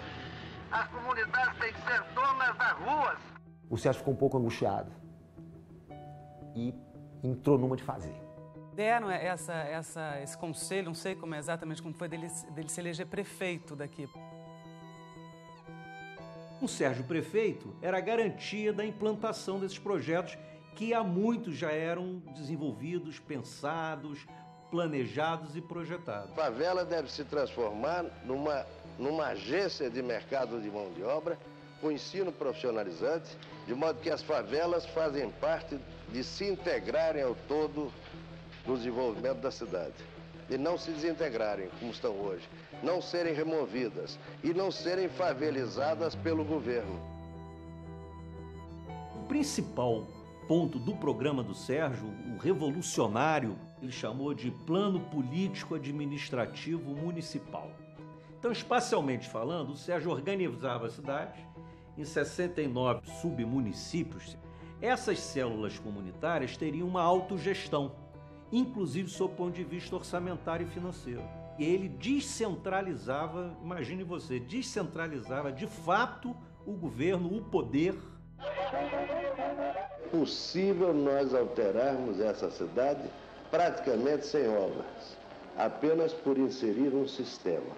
Não é uma bica que vai salvar o Rio de Janeiro, não é um asfaltamento de rua que vai salvar o Rio de Janeiro, que vai salvar o Rio e qualquer cidade é a sua organicidade.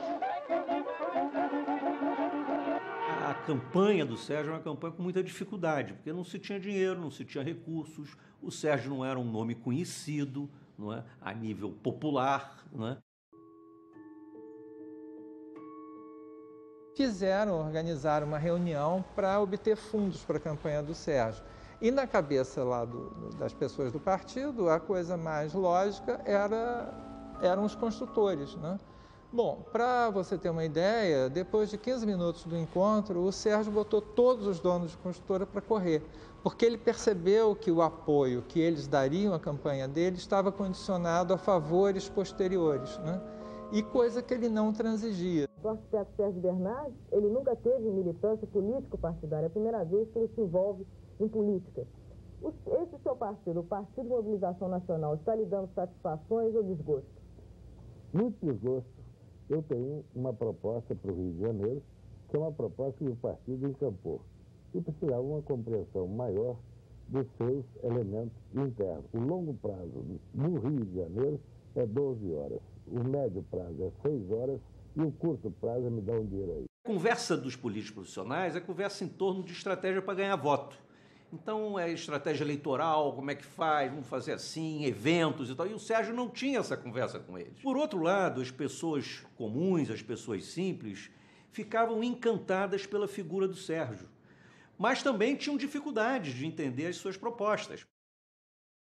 Ele se achava que falava bem. Claro que falava bem. Para quem, né? Falava bem para quem? Nesse universo político era incompreensível o discurso dele. Não era uma coisa que era levada muito a sério, eu acho. Sabe? Como é que foi o resultado dessa eleição? Olha, sob o ponto de vista eleitoral, um desastre. Um número muito pouco significativo. Isso acabou gerando um certo desgaste físico, emocional, né, de ordem até de saúde mesmo. E eu acho que ele ficou muito decepcionado, tanto que ele falava muito, se alguma coisa que eu fizer for aceita, ele falava sempre isso, eu tenho que rever todos os meus conceitos porque alguma coisa está errada.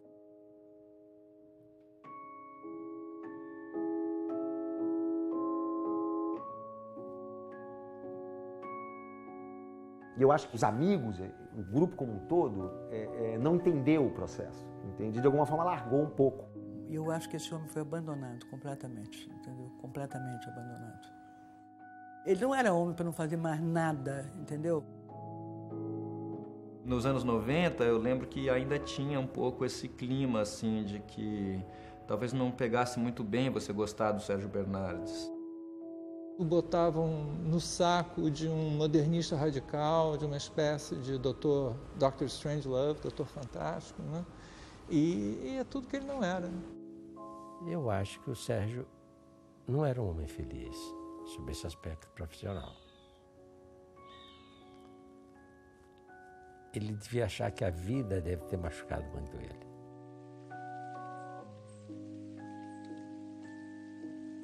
Como é que vai? Tudo bom? Tudo bem? Beleza. E você? Tudo bem? Pois é, né? Nessa época você não sentia nada assim de sei lá, uma tristeza ou alguma... Em relação ao passado, assim, do que passou, você não sentia nem um pouco? Acho que tinha uma queixa lá, que acho que estava diabético e adorava sorvete, não podia comer sorvete. Acho que que eu me lembro de uma queixa dele, era essa. Ele não falava do passado, né? Ele falava do futuro. Eu mesmo, ali, trabalhando com ele, eu não conhecia as obras. Ele não falava disso. Ele falava assim, não tem nada pronto, tudo está por fazer. Ele sempre falava isso. Quantos projetos você já criou até hoje? Eu não sei, porque eu não paro de inventar coisas. Sim. Eu não paro de inventar. Eu fico vendo que as constantes do que eu propunha continuam a ser constantes. Ninguém pensa globalmente, em primeiro lugar. Depois, o Brasil nunca foi analisado globalmente. As coisas vão acontecendo parcialmente e de uma forma muito degradante. Eu lembro que ele ficava triste quando eu ia embora, cara. Era engraçado. Pô, será que ele não cansa? Eu já estava cansado, às vezes, porque eu acordava cedo para ir na faculdade. Pô, ele era incansável, cara. Uma vez Kika até me ligou, falou, o Sérgio está muito triste fim de semana, porque não tem nada para fazer. Como é que está teu dia? Você não pode vir aqui? Não, Então, esse arquiteto que começou a ver o seu tempo se extinguir e essa urgência fazia ele cada vez se envolver mais e aprofundar mais os estudos. Sempre na esperança que alguém tivesse essa mesma leitura e que fosse compreender e que isso pudesse ser usado e não subutilizado. Dia e noite, ele estava desenhando e redesenhando. Dormia 3 horas por dia. Era radical. O que guiava ele parece uma busca assim, incessante. Ele dizia sempre uma frase que sempre me marcou lá, ele falava assim, a curiosidade é a mola mestra da humanidade. E ele se sentia realizado de fazer aquilo. Né? Não sei como, assim, porque não sei se você se sentiria, se eu me sentiria. Né? Porque é difícil, né? Você está projetando para si mesmo, na verdade. Está construindo ali uma visão dele. Né? Qual é o seu grande sonho hoje? Meu grande sonho é acordar. Já basta? Já basta.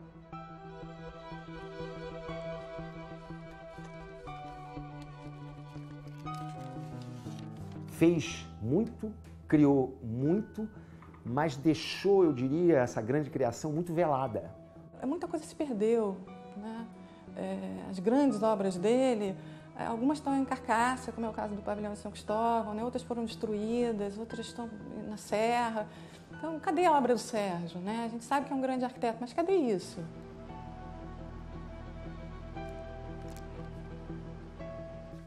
Eu acho que depois dessa pesquisa a gente vai conseguir mostrar muito mais do Sérgio do que hoje a gente consegue ver. É uma reconstrução que a gente está fazendo dele e do processo de projetar. Eu acredito que um Sérgio Bernardes novo, quer dizer, novo não, desconhecido, vai aparecer depois desse processo. Muito mais denso, muito mais complexo do que ele é visto hoje. A vida se retoma, de alguma maneira. Os conceitos não são perdidos, eles estão aí. Né? E em algum momento qualquer, nos resgates, né, isso vai ser pego de novo. Hoje ele é um vanguardista razoável para o tempo atual. Na época, delírio.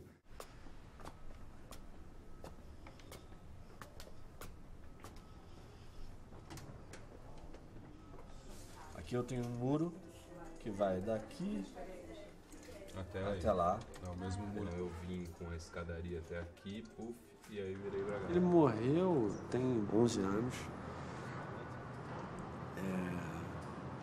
Ele ficou mais ou menos 1 ano e meio bem ruim, já de cama, já não falava.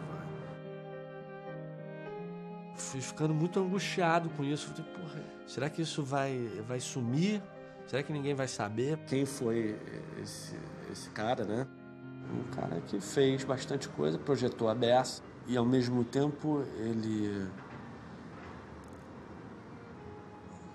morreu tão sozinho também ao mesmo tempo, né? Eu acho que ele viveu super bem, ele viveu no auge o tempo todo, no auge dele, né?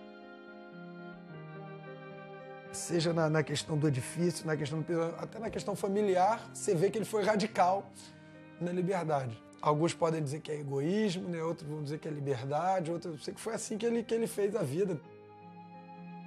Ele morreu com coragem de ser quem ele era, entendeu? Assumindo todos os riscos que esse caminho próprio tem, né?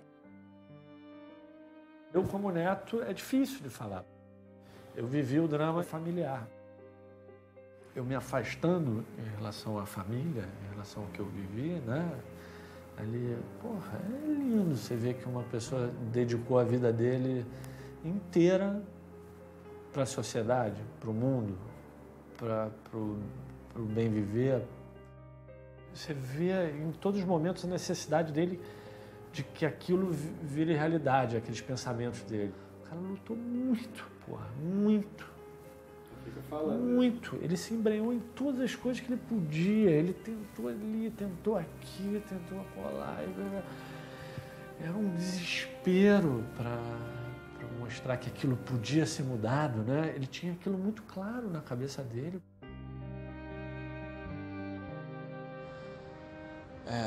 Eu não sei, era o avô que eu tinha, né? O cara era totalmente livre. Livre.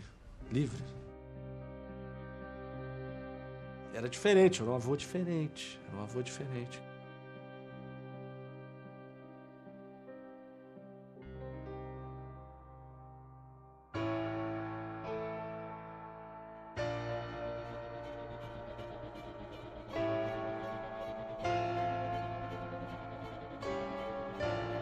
como inventor que sou, eu uso esse direito de inventar, que é um direito que nasceu comigo e nasceu com qualquer um de vocês que esteja me assistindo ou que esteja participando desse mesmo mundo que eu.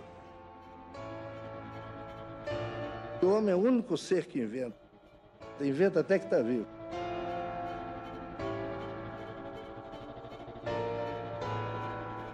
Tem coisas que você tem que tentar realizar no seu tempo e deixar uma visão global para que possa existir um futuro.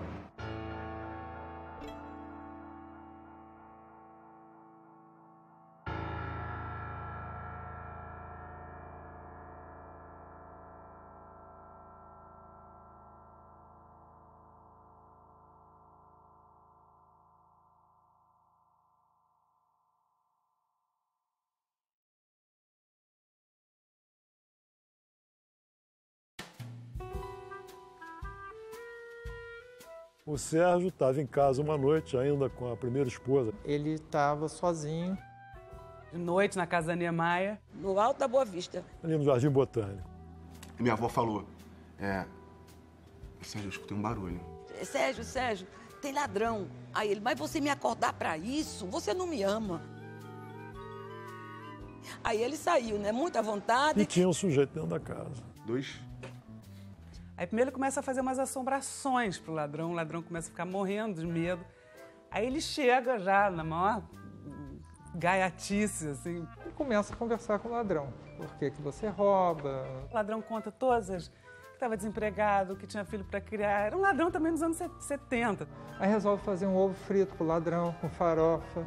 Aí os dois conversam a noite inteira. E viu naquela oportunidade, naquele momento, uma oportunidade maravilhosa para se livrar de todas aquelas coisas que não gostava na casa. Pudesse ser de prataria, tudo que ele achava horroroso da Presente casa. de casamento. Presente de casamento, ele vai botando no saco do ladrão. Eu falei, você leva que eu realmente não quero mais nada disso. E foi aí, como e agora? Como vocês fazem para levar? Pô, doutor, não tem como levar. Mas espera aí, você veio aqui para roubar, não veio? Então você não vai sair de mãos abanando. Eu vou lhe deixar no ponto de táxi. Pegou, botou o ladrão dentro do carro, você sabe dessa? Sim. Pois é, pegou, botou o ladrão do carro, aí no caminho foi fazendo conversa com ele. Aí o meu avô falou, bom, então vem aqui no dia seguinte que eu vou arranjar um trabalho para você. Mas ligou para um amigo dele que era dono de um material de construção e que precisava de um vigia.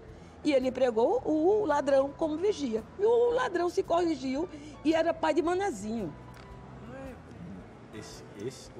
Manezinho era... não se lembra Manelzinho? Lógico. Pois mas é. Era pai. Era, esse vigia, ele era compadre de Sérgio e deu filho para batizar.